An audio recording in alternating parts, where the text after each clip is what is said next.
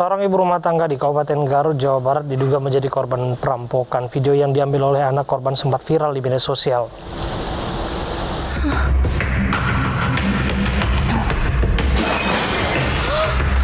Video berdurasi 1 menit ini merekam detik-detik penganiayaan yang dilakukan 3 pria yang diduga perampok.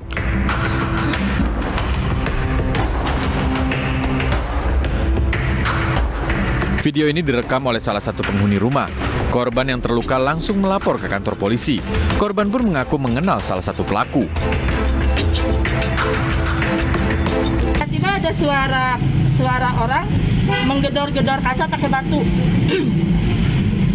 Bisa dibayangkan kan sama akang-akang yang ada di sini, posisi gelap, mendengar keributan yang sangat brutal.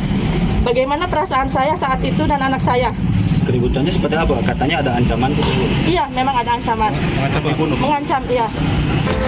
3 orang yang diduga perampok ditangkap di hari yang sama. Dari hasil pemeriksaan sementara, aksi yang dilakukan para tersangka ini bermotif untuk menagih utang kepada korban. Jadi perlu kami luruskan, Mbak, untuk perampokan. Jadi ini adalah untuk pada pengeroyokan, Mbak, ke rumah korban, Mbak. Apa motifnya? Pihak kepolisian pun kini tengah melakukan penyelidikan terkait adanya penganiayaan, pengeroyokan hingga pengerusakan yang dilakukan ketiga pria. Ketiga terduga pelaku melanggar KUHP pasal 170 dengan ancaman hukuman maksimal 7 tahun penjara.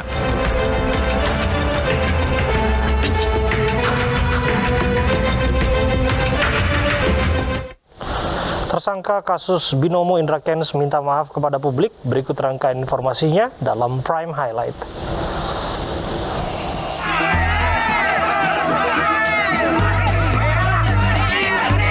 Dua suku adat di Nagekeo, Nusa Tenggara Timur ini nyaris bentrok. Keributan terjadi antara dua kubu yang pro dan kontra pembangunan waduk Lambo Dingbai. Sejumlah warga yang pro dengan pembangunan waduk dari Kampung Kawa terlibat adu mulut dengan warga Kampung Rendu Butowe.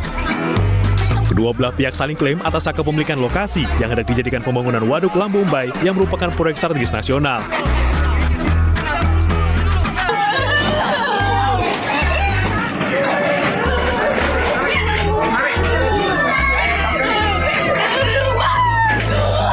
Anak pemilik rumah ini hanya bisa menangis mengetahui tempat tinggalnya akan dibongkar. Upayanya menghalangi pembongkaran sia-sia. Sementara sang ibu yang nyaris pingsan terpaksa dibopong petugas ke tempat yang lebih aman. Upaya keluarga pemilik rumah menghalangi eksekusi sia-sia. Pihak pemohon eksekusi dan jurusita pengadilan tetap melakukan pembacaan putusan eksekusi hingga bangunan rata dengan tanah.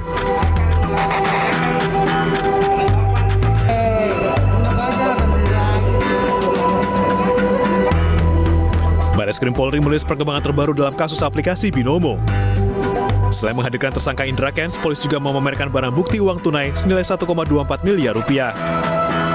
Polisi mencatat ada 40 orang korban dalam kasus binomo Indra Kents dengan total kerugian mencapai 44 miliar rupiah. Selain uang tunai, polisi juga menyita aset-aset Indra Kents lainnya, termasuk mobil, rumah, dan tanah. Penyidik Polri terus menyelidiki aliran dana kasus penipuan yang menjerat Doni Salmanan dan Indra Kents. Sejumlah saksi diperiksa polisi untuk menelisik aliran cuan Crazy Rich asal Medan tersebut.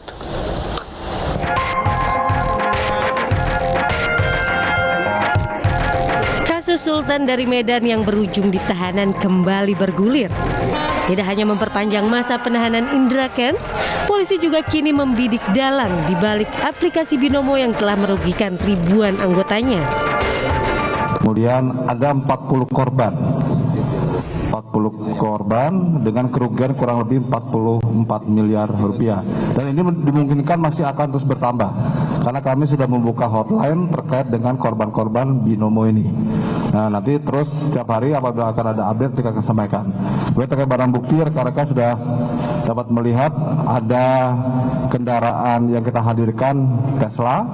Kemudian untuk Ferrari ada di Sumatera Utara dan sebagian rumah maupun tanah yang sudah kita sita. Indra Kents yang dihadirkan dalam konvers pun meminta maaf dan mengatakan tidak ada niatan untuk menipu. Pada kesempatan kali ini, izinkan saya menyampaikan permohonan maaf yang sebesar-besarnya pada seluruh masyarakat Indonesia, khususnya mengenal dunia trading. Di tahun 2018, saya tahu binomo binary option dari diklat, kemudian saya pun mengikuti pelatihannya 2019.